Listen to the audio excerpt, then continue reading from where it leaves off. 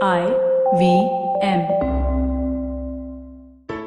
Hey everybody, welcome to another week on the IVM Podcast Network. If you aren't following us on social media, please do. We're IVM Podcast on Twitter, Facebook, and Instagram. I'd like to thank our sponsors this week, Paytm Money.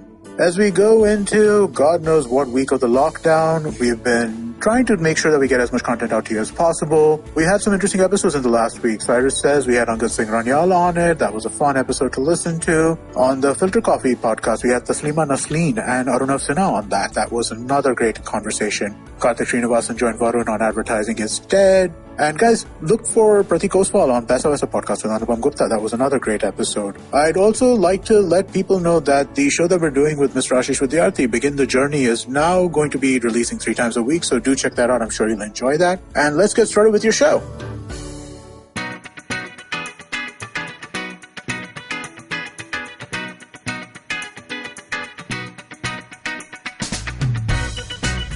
Hello everybody, welcome to episode 36 of Agla Station Adulthood. This is Ayushi and my third attempt at recording today. I just want full disclosure. आज technology ने हमारा साथ नहीं दिया है. So अभी we are praying. And you know, I was thinking because it's our third turn, it will be like a way smoother episode and we won't really have so many like glitches in terms of our conversation and thought flow.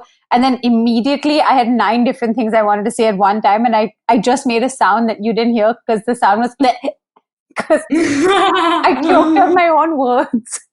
Lord. So it doesn't matter how many times we try, like this is the disaster. So yeah, I think we're here and now we are finally recording.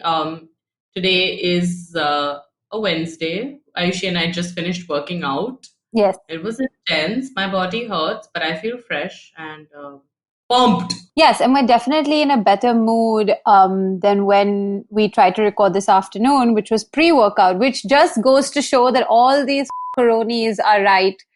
Endorphins make all endorphins are real. Yeah. And that sense of accomplishment. Yeah, and I'm so disappointed that that is true. Yeah, agreed. I'm upset. Yeah. I will write a letter. Dear exercise people. Exercise. For all the White fans out there. White Chicks was the best movie ever. I just want to put it out there. I'm going to watch it once during lockdown for sure. I haven't. 100% Ayushi. It's like full on nostalgia value, comedy value, like top notch. Hilarious. Agreed. It was so hilarious. I love that movie. And on a rather sobering thought though, because we're talking about movies, something that we both spoke about today that we want to make sure that we emote. Is that today... pretty sad day in terms of the fact that Irfan Khan passed away, the great actor. And I think I've said this line now twice because it's the third time recording, but I mean it. To anyone who thought of him as a mentor, a friend, considered him family or an inspiration, and who really feels his loss today, from both of us, we'd like to say our deepest condolences, and we're really sorry. And this is surely a loss, not just to like Bollywood, but I think film and entertainment as an industry world over, because he truly was an excellent actor. Yeah. I have nothing more to add, otherwise I'll cry. I mean, imagine, I don't even know him and I feel so sad. I can't imagine the people who actually knew him, worked with him. But you know, it's interesting that you're saying that even though you don't know him, you felt so bad. I mean, one aspect of that is the fact that he was a really good actor and you are an actor. So there's a lot of connection there on a deeper level. But I read something on Twitter, which was, I think, it explains it really well, is that the reason so many people are taking this so hard is because he was he seemed very accessible as a person. Yeah. And so a lot of people were able to relate to him in a way that crossed kind of like nationality or gender or like not just even caste, I mean like class. And no matter where you came from, if you watched one of his movies, whether it was like the namesake to English and Hindi medium to like the fact that he was in, like you said, Jurassic Park. I mean, wild. What a guy, what a filmography, what varied work. Yes, and yet no matter what he did, you felt like you could relate to him, which is something that not every actor or even person possesses, that like innate talent and like characteristic. which I think makes it all the more like difficult to lose someone like that, because you really feel like, oh, I feel like I could have gotten along with this person even though he was so famous and successful and talented. Yeah. Um, We send our respect and our prayers to his family and all.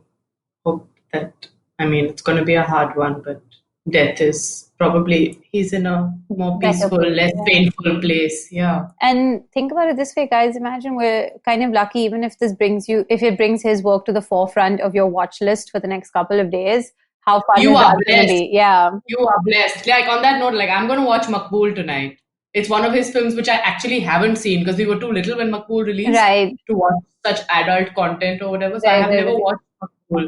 So it's been on my list for a long time. And then today this happened. I was like, I'm going to watch Maqbool. That's awesome. And I think that's going to be great. Like there's going to be people, I think, who even like, who didn't watch his films, they're going to watch them again now. And I mean, to be able to provide that joy even after you're gone, that's a true legacy. Anyway, we don't need to not spend time on him, but I think we've made it really clear where we stand on it. So peace and love and good vibes to everyone. Yes. What is today's topic? As you might have seen. I'm nobody on my own. Ooh, yeah. Yes, Isn't that how we it are goes? going to talk about loneliness. That feeling where you are like, I'm a kela, means not a banana, but just alone. Lol, I have put a face mask and now my skin is so tight that when I laugh it hurts. Oh no, Ayushi, now you're going to have a face mask on for the whole recording. Won't that overpack your face? There is nothing like that. Okay, agreed. You just keep spraying rose water intermittently to feel moist. Now, I've not sat in one spa to do this recording. Imagine that though. But yes, we're going to talk about loneliness. If you want to ask us the inspiration of how we came to this topic, Rytasha said a word and then I ran with it. That's basically how it went down. It's basically the theme of all our lockdown episodes. Ever since we've been at home, we have just been doing this. Yeah, Tash And says one random thought and I'm like, chalo research karte. Yeah, and then we see which rabbit hole we can go down into. So loneliness के विषय पर आयुषी ने काफी research किया है.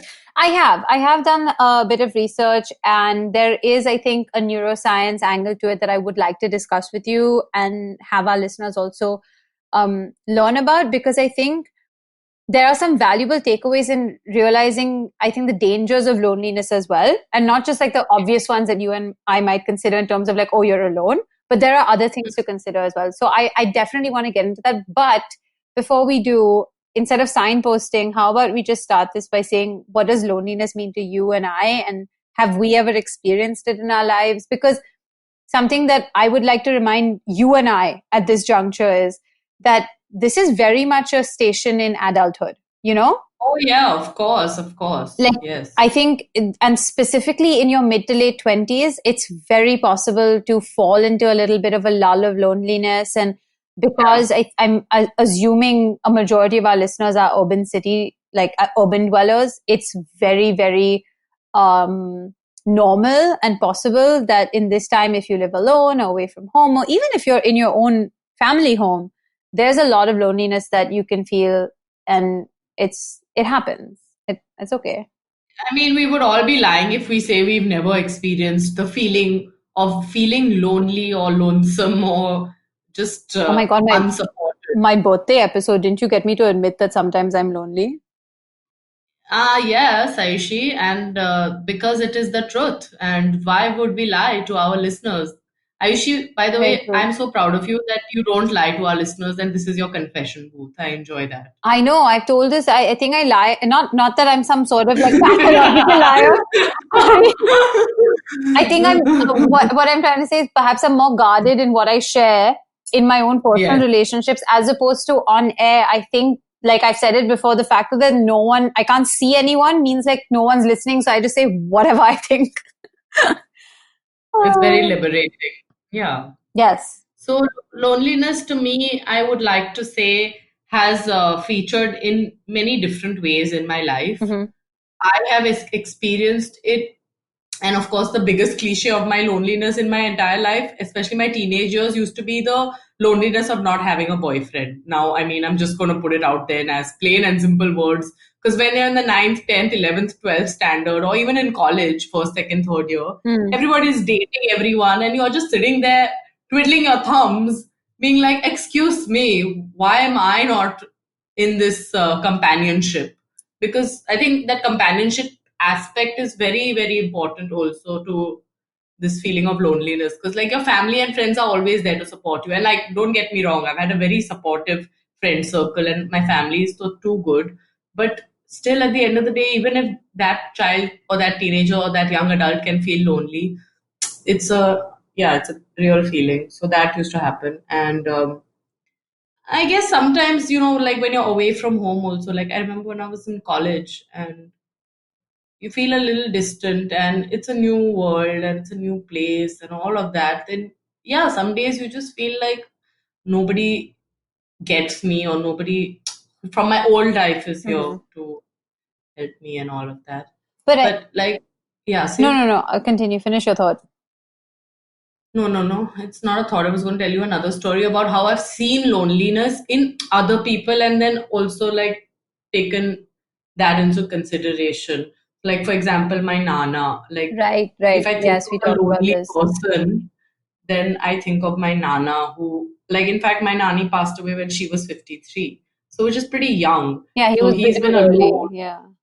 Yeah, so 30 years he's been alone and I've seen him kind of even reject the kind of comfort and security of furthering the other social connections that he even had remaining. Like, I feel after my Nani passed on, his entire relationship with his children also kind of, he did not, it seemed like he wasn't really interested. And also, she was the glue, of course. Sometimes you have Yeah. that, like in a family where the mother or the father, one person is like the main person who's like keeping everyone together, and it's a happy family because they are the glue.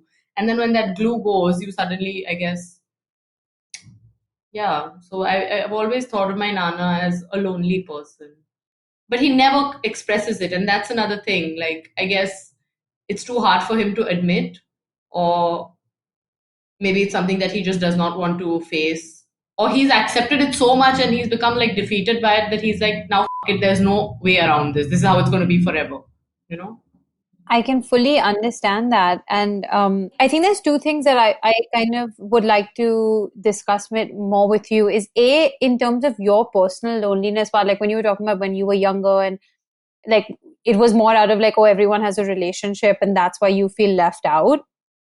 Mm.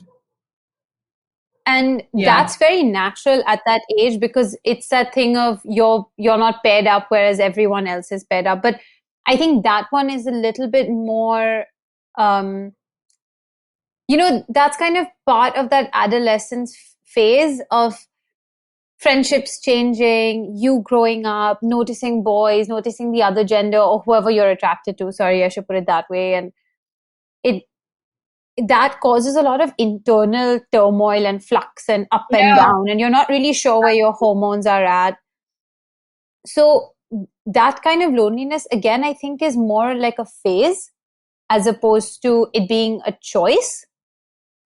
Right. Because in that Right. time, if you had the choice, you would not choose to be lonely. You know what I mean? That's kind of the default is like you don't want loneliness. You're feeling it, but you'd rather be with someone. You want those connections. You want to make that thing.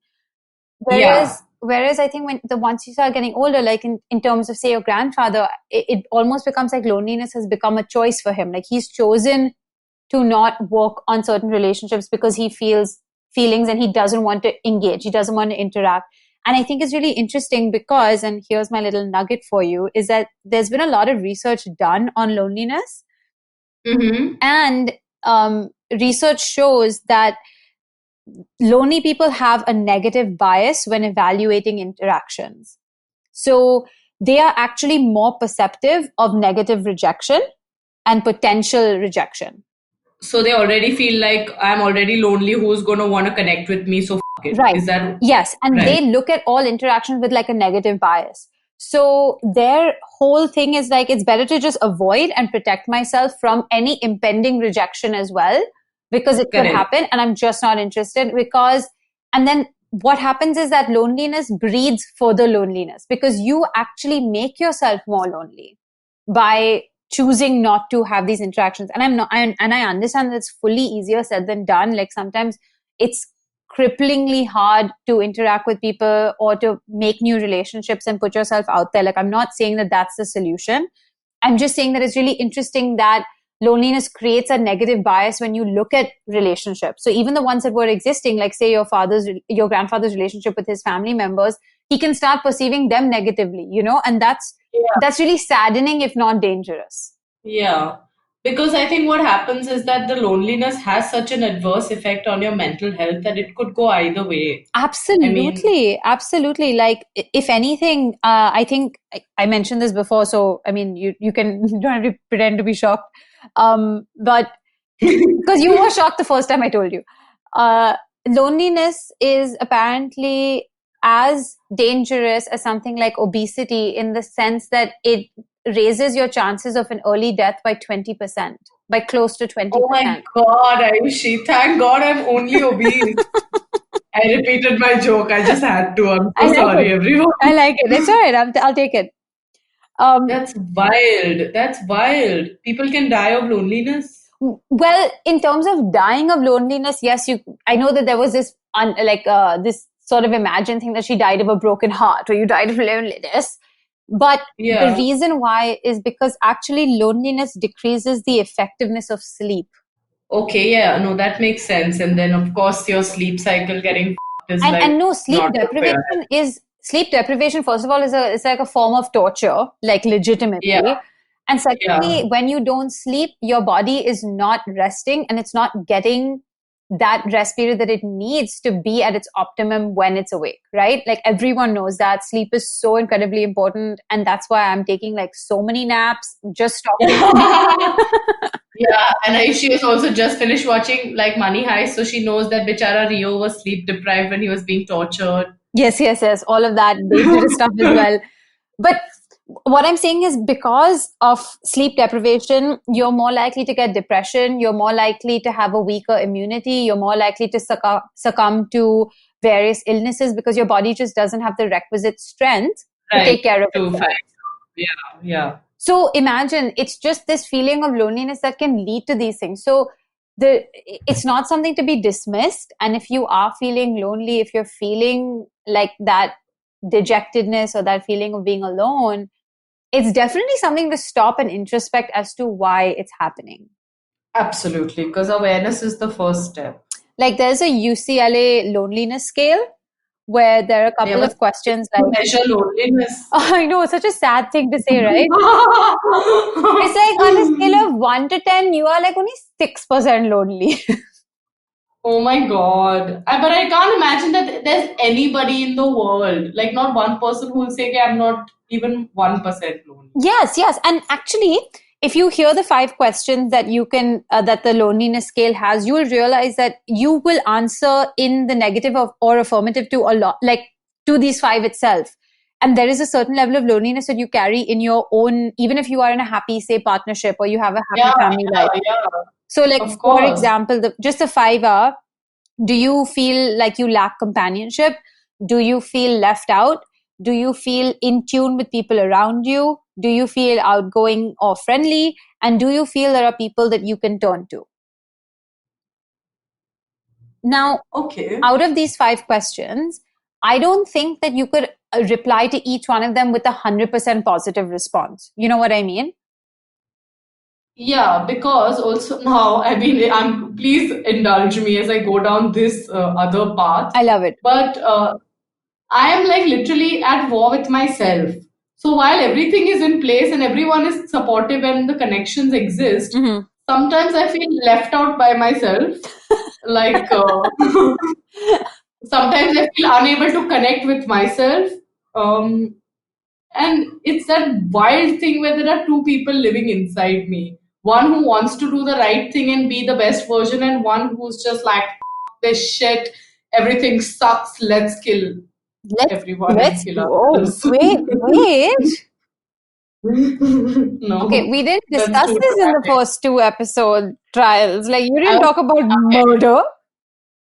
No, I was being dramatic. But the other part is just like everything sucks. What's the point of life anyway? So these two things are are at war within me all the time. And I mean, one can feel lonely by that also by yourself. No, absolutely. And what you said about like, having the relationships and having the connections, and yet you have this internal thing, it leads to a very normal question that, say, therapists or mental health professionals or in that realm, the question that they would ask and how they would pose it perhaps is like, you have friends and family, why do you still feel lonely? Right? Like, that's kind of something that Hmm. people grapple with. And what it happens, it's just a very simple answer is it's quality that you're looking for, not quantity, you know? Absolutely. So if your Absolutely. relationships perhaps aren't fulfilling you in a certain way, or they lack a certain level of authenticity, or like you're not finding everything from them, then you're obviously not going to count them as a fulfilling relationship. So then you still feel like you don't have any, which makes you feel that loneliness. And then it kind of makes you look inside, right? Which is where you've come. Yeah. You're like, now I'm Yeah. here with me. What's our Yeah. problem? What's our problem? Which I guess a lot of people in our generation anyway deal with. Absolutely. And I mean, it doesn't help that as a generation and as like people living in the 21st century, we have so many things that worsen our loneliness or Yeah. like trigger Yeah. it and make it like feel a lot more like daunting and very like it almost to a point where some people suffer from the kind, like 1 in 4 people apparently suffer from chronic loneliness. Damn, that's a very high statistic. Yeah, and 1 in 4 means like if you're a family of four, there's somebody in your More family than who one. Yeah. doesn't feel is not enjoying the full range of human connection. Absolutely. And That's that's very not. worrying. And look, I'll be honest. There are so many studies that could ask questions in a way that would give you this very stressful statistic, right? Like I fully accept that maybe there's lots of research showing that this number is like it's too like drastic and it's probably wrong. You know what I mean? I can accept that. But even the thought that there are so many people that suffer from loneliness in and around you is startling. And then you start thinking, maybe it's me. Maybe I'm the 1 in 4. Yeah. Yeah. It's possible. You never know. And like that just got me thinking about how even like the societal pressure and the societal structure plays into it. Like I'm just thinking back to maybe our parents or our grandparents' generation. Yeah, How many people like new brides? How lonely must they have felt when they must have just been married off into a new family so and true. just been like, okay, now deal. And you can't even do anything about it because according to society, you are in a new place and everything is good and you've settled down in life, but you are feeling the opposite of settled. Maybe But you're just like, I've never felt more alone. and that's the same thing that we keep, I think we've talked about and wow, touched upon it in various different episodes, is that the fact that we now talk about our mental feelings and our mental health and where we're at is the huge difference between two generations above us and us. Yeah, Like, we allow correct. ourselves to say that this, like, feeling this way is not okay. Like, you don't have to feel like this. Like, there's something clearly wrong and we can address this. Whereas, our grandparents were more in that line of, this is how life is. You just do life. Like, you have to do it. It's life. Yeah, yeah. Now, I'm not saying that one is better or worse than the other, but somewhere along the line, the fact that we can now communicate effectively about our feelings, it should actually help us make so many more meaningful connections. But somehow the opposite has happened. Yeah, I mean, you're a little bit of absolutely yes right. and no, but don't you feel like actually this quote unquote, like the modern life and technology has actually kind of Mm. made relationships harder in a way? Yeah. And Let's take a break on that note, Ayushi. oh, yeah, of course. Yeah, let's slip into a quick break. Hold that thought. Let's go there. And I also want to ask you when we return to think about what loneliness means to you. I'm very lonely. So stick around, everyone. We'll be back in a hot second.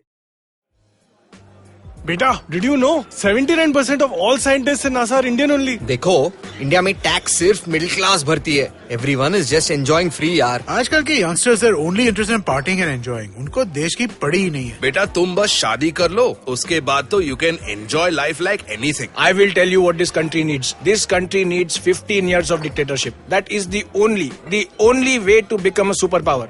See the Chinese, how much they've progressed. सुनो, तुमने ये WhatsApp forward देखा? So what's common between all of these statements? They're all absolutely rubbish. Fake WhatsApp forwards that spread like wildfire. And statements that defy any logic. We are here to debunk them all. Way of family WhatsApp groups, worst nightmare. Where what happens when you read a book. Basically, we're just a bunch of guys who want to cut through the bullshit of everyone saying this, how it won't be true. So that the next time someone confidently squeezes out some WhatsApp or Twitter BS, you can look them dead in the eye and go, Uncle, please sit. So join me, Joel, And me, Tushar. every Mondays for a fresh new episode of Uncle, Please Sit.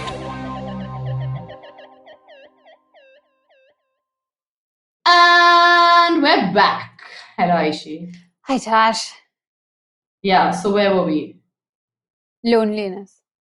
It's such a bhari word, na? Tanhai. I love Tanhai also. What a word, Ayushi. Yeah, like yes, you're right. Tanha and Tanhai is a great word. I love it. It's fab. It like is very onomatopoeic again. You know, you just feel like alone. Tanha. Yes, I feel tanha when I say tanha, Yeah. which makes me Wow, think beautiful. that perhaps I am feeling tanha. तन्हा तन्हा यहाँ पे जीना ये कोई बात है कोई साथ नहीं मेरा यहाँ तो such a nice song. Yes, about loneliness. Chalo Aishi, you sing your favorite song about loneliness. Let's give our listeners some antakshari I don't have about a song about loneliness. I just have my internal monologue, which is very dark. I don't think our listeners are ready for that yet. But speaking of feelings, you were like, come on, now generation is all about talking about feelings and where we're at mentally and emotionally. Ayushi, where are you at mentally and emotionally with loneliness? And what has your journey been like from bachpan to now? I think I definitely went through a specific phase of loneliness in 2016 when I moved back from Yes. Oh my God. Yeah. That's a weird time. when I came back from, like, I had lived away for about 6 years, and obviously, you know, you go back and forth. It wasn't like I was in some sort of vanvas or something, but a little Ramayan plug for you. I knew you'd like it.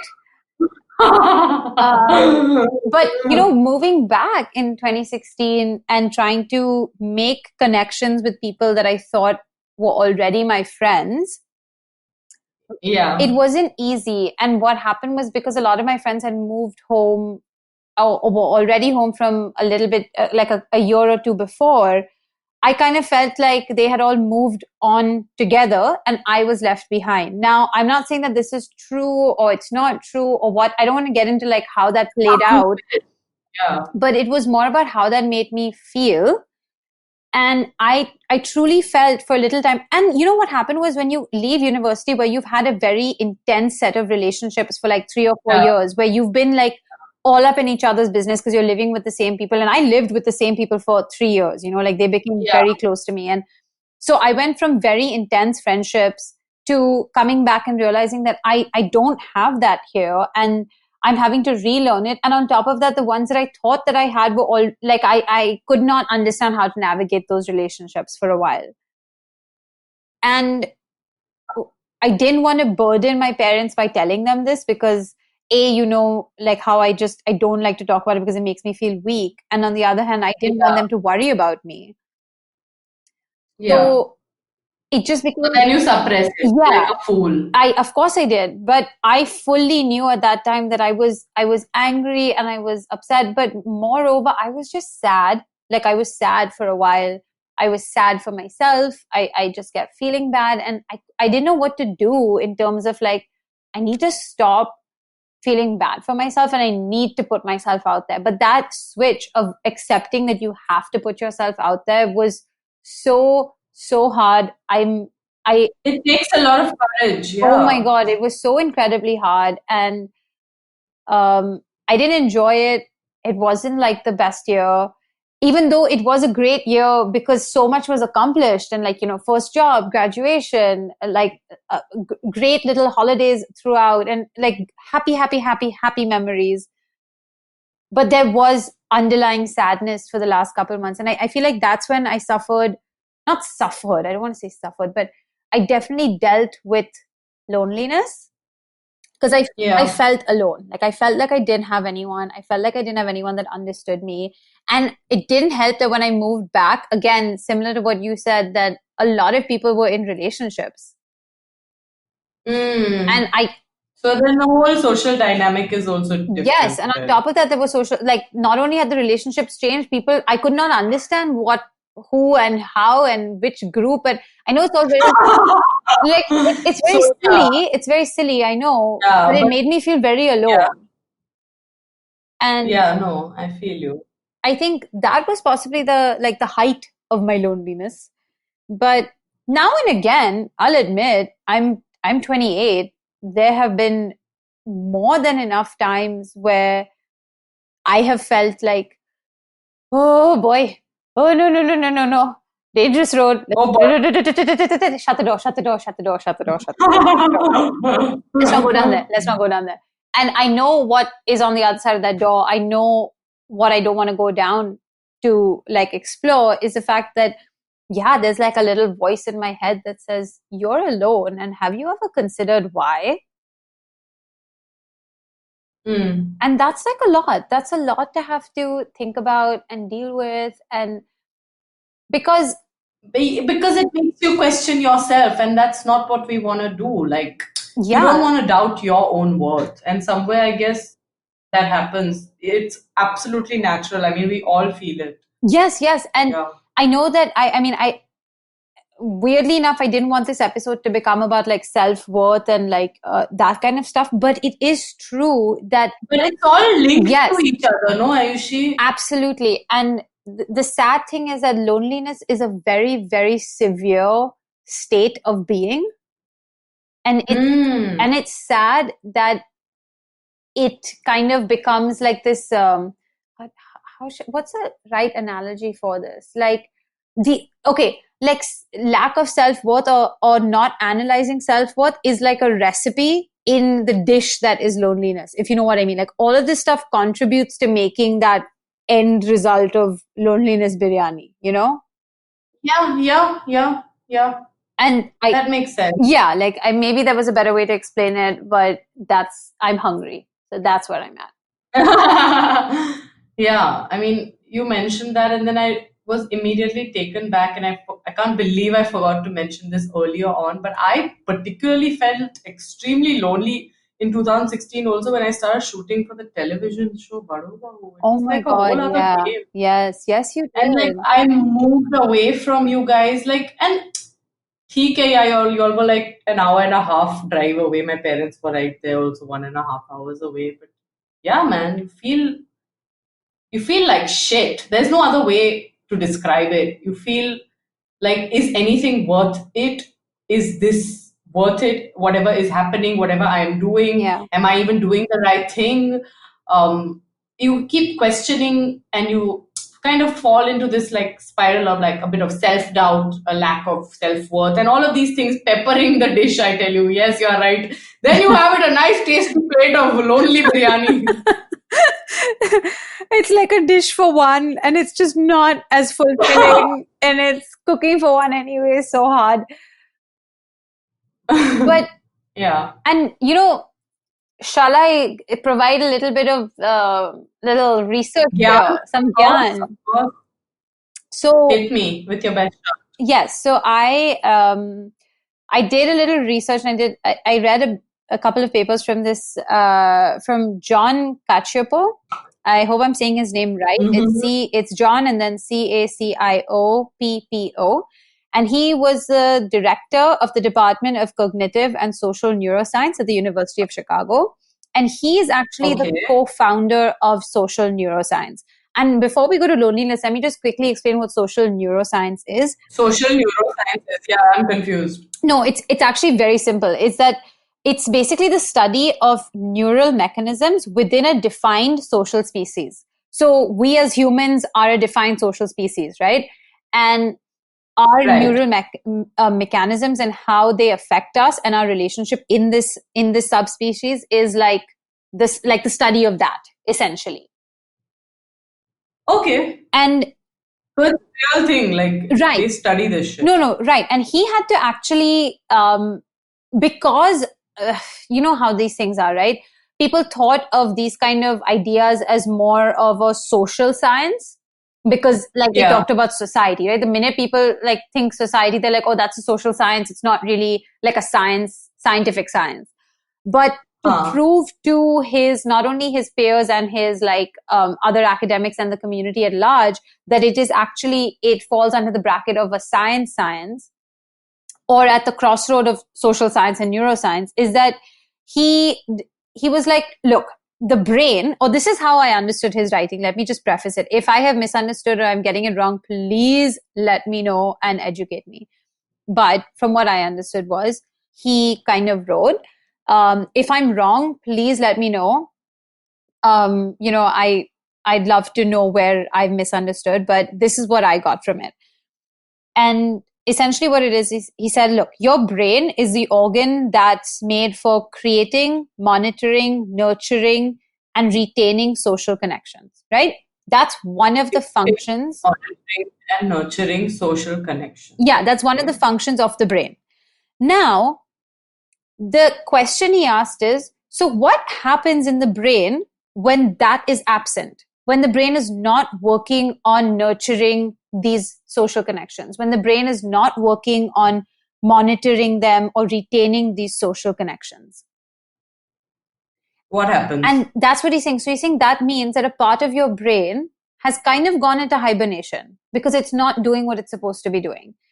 And so you're not at your full functionality also. Right. And that's why he actually used loneliness as a whole theory and as a whole, not a phenomenon, but like as a thing, sorry, for lack of a better word. He used loneliness as his barometer. Yes. And he used loneliness as his keystone to be like, this is why social neuroscience is like, he used that to like get scientific about it and explain social neuroscience.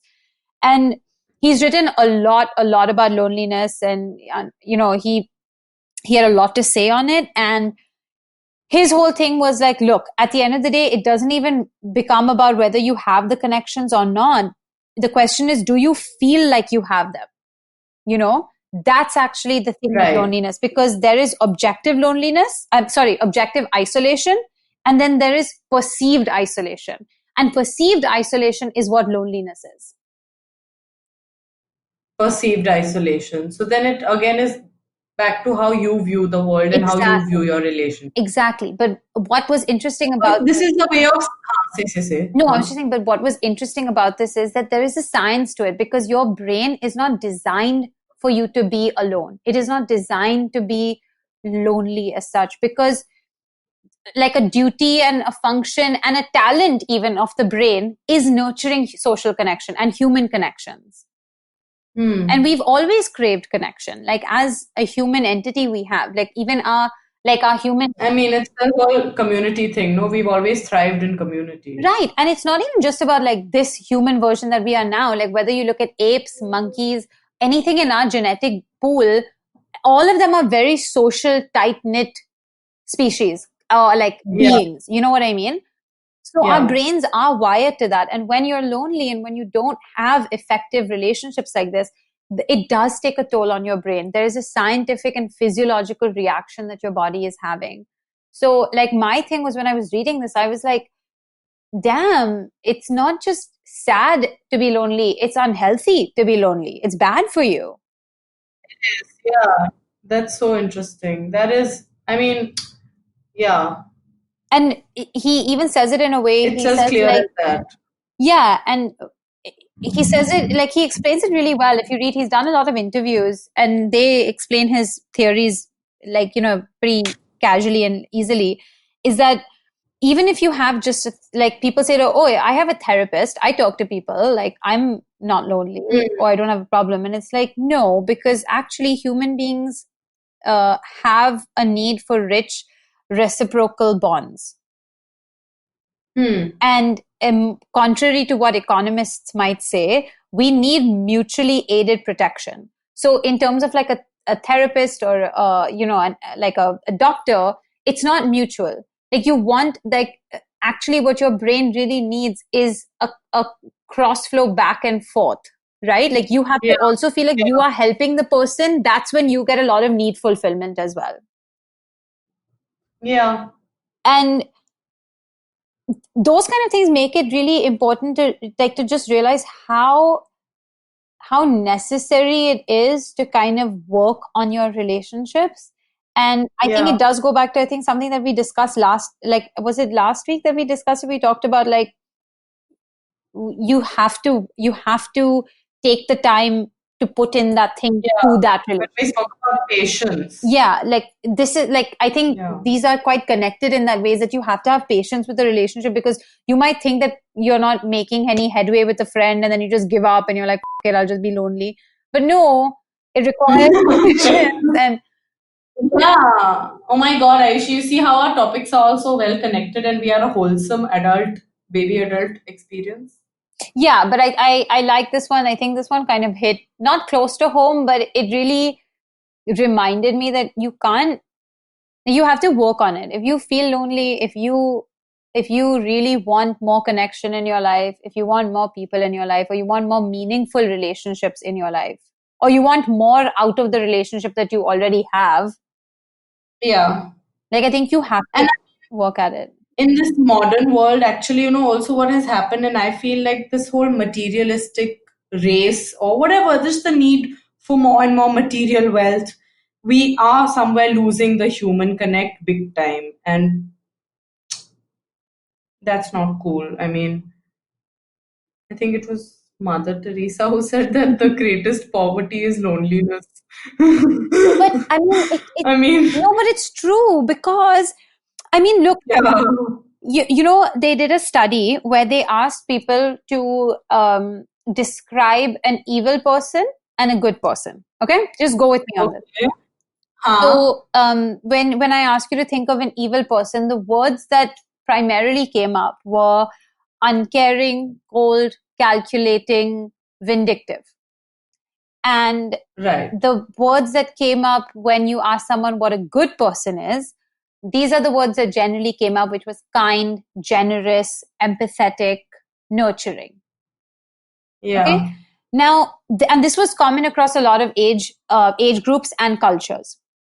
Now, what you'll notice in this is, and what kind of even this John Cacioppo talks about is, what this basically shows is that goodness is seen as in relation to others, and evil is seen more about only the self. So like when you very interesting. Right. And so even without thinking about it, we see people as good when they are good to others, in relation to others. And we see a person who acts only for themselves or only by themselves as kind of evil. I mean, evil is a strong word, but as not that good. Not so good. Yeah. So again, like these are the things that these are all just more and more markers to me that we aren't designed to be alone. We aren't designed to be lonely. It's not anything that your body doesn't want to be lonely, your brain doesn't want to be lonely, and you don't want to be lonely. And I think that's something that I would like to tell listeners, is that no matter how much you feel like it, or that you feel like you're getting good at being alone, like I say this all the time, I'm getting so good at being alone. I don't want to be alone though. Like, I don't. And I think that's another thing which we should address, because the idea of being strong and the idea of being independent and the idea of being like, I don't need no one. I don't think that's true. I mean, everyone needs someone, and not just someone. Like, I'm not saying it even in a romantic relationship sense at all. Yeah, I agree with you. Like you need a best friend, even if that person is, for example, a pen pal who you speak to like on a video call twice a week. Who knows? It could be any form of support and companionship, and you need, like, I feel like friends and relationships and family is that manure which we need to grow, you know. I love it. I like that shit. But it's true. Like, I mean, this whole process, the last 2 days of kind of reading about this and all of that is just something that I think you and I agree on. But I just would like to reiterate for people listening, or for anyone who feels lonely or is feeling lonely right now, given the fact that this is it's a tough time, man. If you're already feeling lonely, this is not an easy time, admittedly. No, I mean, honestly, Aishi, lucky for you and me, both we're living with people. I have friends who are living alone right now. Yeah. And that shit's gotta take a toll on your mental health. Like, my sister's living alone also right now. Cav is living Um, alone. Correct. So it's hard. It's hard. And I mean, honestly, I think now more than ever, we may be understanding The value. how important. Oh, yeah, the value of even like contact comfort, which I want to take a moment to talk about. Yeah, I'm sorry, Just I the didn't research so much on it, but it's true. No, you know about that experiment, and we studied about this in psychology in the 12th. If you think back, I should remember that baby gorilla which was separated from its mother, and Okay, you don't understand. they You said baby gorilla, my mind, I just thought of cute baby gorilla. correct. So damn cute baby is born to the mama, and they are together. Then to conduct the experiment, what they did is they like moved them separately, and they gave the baby some kind of a stuffed toy, Yeah. kind of pokey variety of a thing to touch. And the effects were very negative. And of course, that's how the contact comfort theory was Yeah. brought. Yeah, should I do a little bit of? No need to do research, but that is it. No, comfort of touch. And Absolutely. it refers to like the physical and emotional comfort that an infant receives from being in physical contact with its mother. So that's contact comfort. And it starts in every person from there, you know, from when you're a baby. It's that feeling of, you know, when you're crying and people are like allowing you. The Yes. the It is literally that, like, adults need to be allowed I also. like to Like be let's sell out from admit. time to time. Of course, like in Singapore, and like they say sayang. Okay, when I was little, my mom used to say sayang, sayang. It means to selao. So a big sayang to everybody. Like selao yourself if you need to, man. Just like rub your hand against your shoulder and just be like, here, man, take some contact comfort. Let me selao myself. But it might, this is stuff that would have sounded silly to me and sometimes still does, but it's true. And this is not easy for a lot of people. For kids, I feel bad. Like if you feel alone, if you feel isolated, if you feel like you don't have anyone to talk to, if you're currently locked down with people that you don't have a great relationship with, it cannot be easy. I know that Hmm. me and Tash saying that doesn't make it any like easier, but Yeah.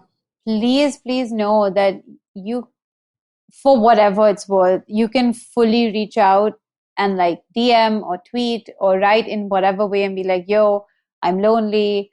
This is where I'm at. I'd like to talk. I think I'd love to share whatever I can and help in whatever way, because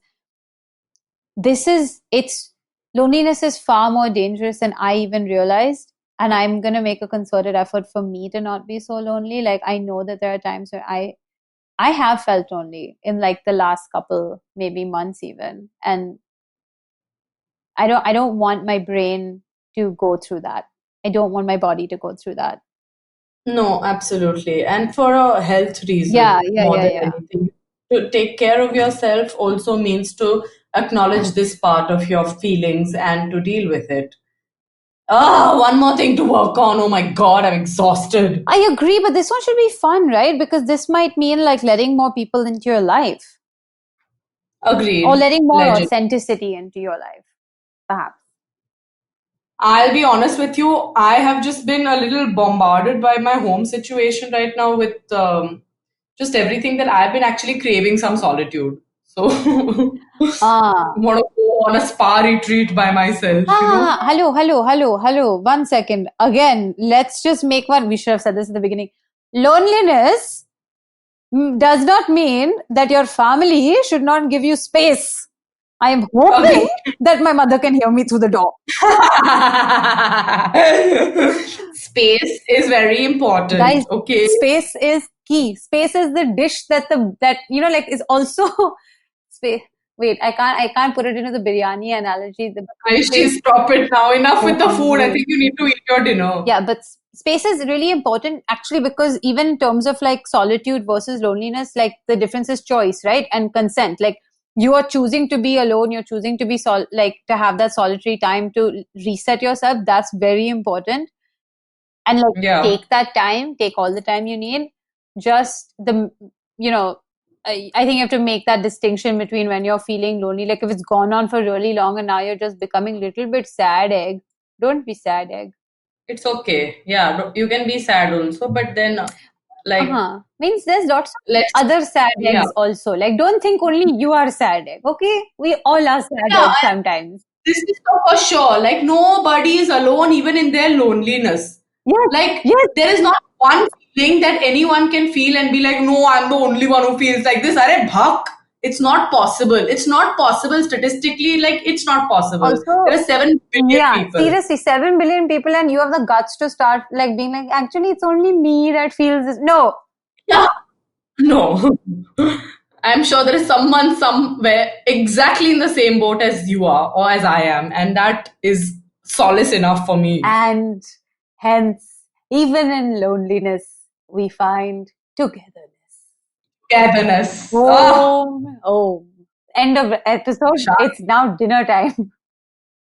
Excellent. I love you so much, Ayushi, and I have to say that your friendship is one of those that really does help to nurture me. And on my lonely and sad days where I feel frustrated with the world, I call you and I do feel better. You know that you are the exact same person for me.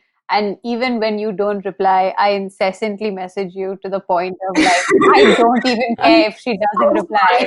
I am saying everything. But thank you for listening to me whenever I needed it, whether it's about Vicky Kaushal or Kek. On that note, if anybody from our listeners is friends with Vicky Kaushal, please hook us up. I think Ayushi and Vicky would make a great pair. I ship Iki Kaushal. Oh God, this is very embarrassing. I don't usually have these celeb type crushes, but I'm a big fan. I've been watching a lot of his work recently, and he is good. Oh my God, he is hot egg also. I will just put it out there. Vicky Kaushal, I would climb that. Eggs on toast. I like it. Yeah. Oh my God, my face hurts. I have to go. This mask. Wash this fucking mask off, okay? And everyone else, thank you for listening. Write into us. We love you. And stay safe, stay home. And take care of yourself. Love yourself. And I know that I would be like, who am I? Who am I? Oh my God. Look at what 36 episodes have done. Oh my God, that slipped out. That slipped out. It slipped out. Don't love yourself. I don't stand by that at all. Leave me alone. It's after you destroyed me. Goodbye forever. Bye. Bye.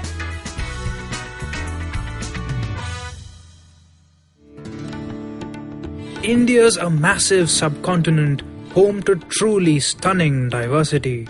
Behind the veils of smoke that obscure our thriving cities, our history is still alive, glimmering like sequins, waiting to be discovered. And if you, like me, are straining to hear the echoes of our past, this podcast is for you. I'm Anirudh Kanisetti, a history and geopolitics researcher, and I host Echoes of India, a history podcast about India, by Indians, and for Indians. In Echoes, we journey through the complex histories of South Asia and what they can teach us about our globalized world. Tune in every Wednesday on ivmpodcast.com or your favorite podcast app.